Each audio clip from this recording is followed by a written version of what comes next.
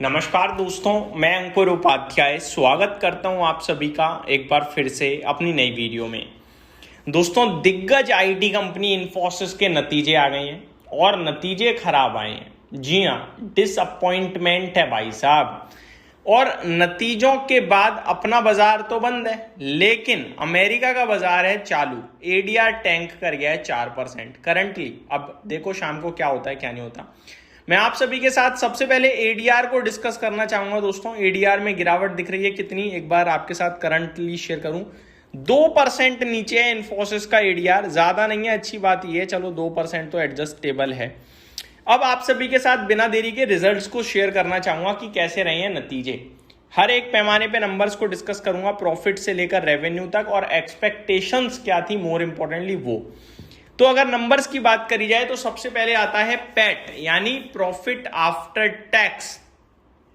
Net PAT की बात करी जाए दोस्तों तो 7,769 करोड़ पे प्रॉफिट कंपनी ने पोस्ट करा है। दैट मींस 7,769 करोड़ पे, जो कि 12% वाईओवाई बेसिस पे बढ़कर आया है, जो कि अनुमान के मुताबिक आप कह सकते हो।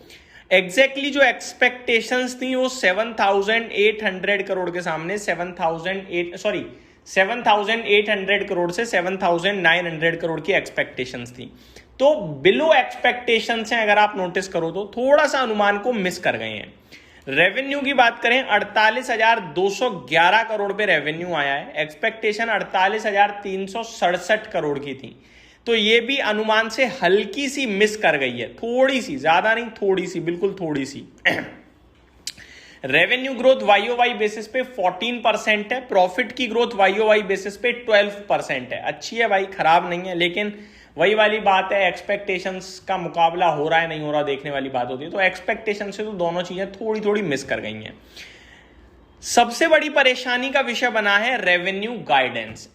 FY27 के लिए रेवेन्यू गाइडेंस की बात करी जाए तो पहले कंपनी का मानना था कांस्टेंट करेंसी टर्म्स में 3.5% to 3% का रहना चाहिए उनका जो ग्रोथ है, कितनी, 3 से 3.5%, लेकिन अब कट कर 2 से 3% का अनुमान जताया जा रहा है। तो ये चीज बाजार को पसंद नहीं आएगी भाई साहब।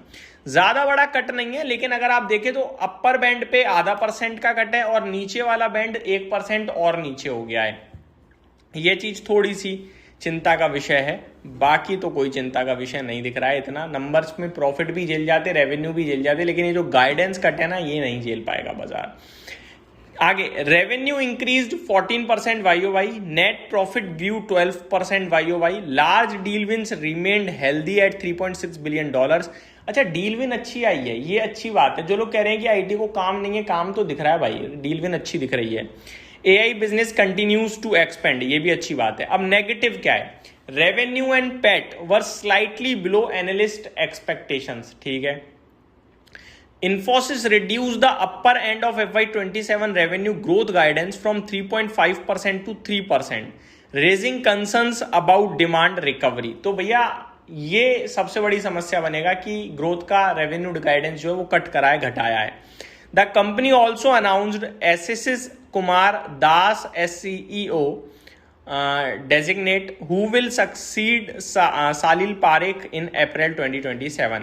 तो 2027 अप्रैल में जो आशीष कुमार दास जी हैं वो आएंगे सीईओ के पद पे, आप ये कह सकते हैं। ओवरऑल देखा जाए तो मादा results are mixed, slightly negative. Operational performance was stable but guidance cut is likely to weigh more on investor sentiment that the modest profit growth which is the more. Simple भाषा में वो जो guidance cut है वो थोड़ी सी दिक्कत का विषय बन सकता है निवेशकों के लिए। एक बार स्टॉक की तरफ चलते हैं, देखते हैं स्टॉक कैसा है, क्या चार्ट पैटर्न दिखता है और आपको क्या करना चाहिए। थोड़ा मार्जिन्स वगैरह भी मैं आपको बताना चाहूंगा दोस्तों, और कुछ अपडेट भी कंपनी ने शेयर करी है, वो भी शेयर करता हूं आप सभी के साथ। अपडेट काफी आई है। एबिट कंपनी का 10,163 करोड़ पे आया है, 10,200 करोड़ का अनुमान था, ये भी वीक हो गया। मार्जिन 21% से 21.08% पे आए हैं, लेकिन 21.10% का अनुमान था, तो ये भी हल मतलब मिस तो है, बट ऐसा कोई बड़ा लार्ज मिस नहीं है, थोड़ा थोड़ा है। 100-200 करोड़ से मुनाफा, रेवेन्यू 2 बेसिस पॉइंट से मार्जिन, ये मिस है। अब कंपनी नेम आशीष कुमार दास, आशीष ही होगा, वो डबल एस लगा दिया है उन्होंने, आशीष कुमार दास जी को नए सीईओ के लिए अप्रूव कर दिया है और अगले अप्रैल से ये बैठ जाएंगे कुर्सी पे। आगे देखा जाए executives reports one time revenue effect from client decision this quarter.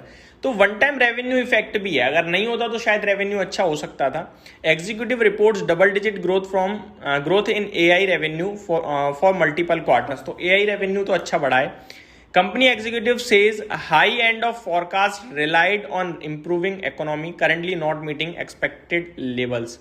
तो अभी वही वाली बात है, plans to hire 20,000 fresh graduates this year having already recruited over 4,000 in first quarter. तो 20,000 हायरिंग की बात चल रही है, 4,000 ऑलरेडी फर्स्ट क्वार्टर में कर लिए गए हैं। तो ये ओवरऑल नंबर है, थोड़े वीक मान के चलेंगे। बाकी स्टॉक ऑलरेडी टूटा है तो ज्यादा गिरने की अनुमान नहीं लगाएंगे, अगर गिरता भी है तो डरना घबराना नहीं चाहिए। यहीं समाप्त करता हूँ इस वीडियो को। Thank you so much for watching this video, have a great day guys.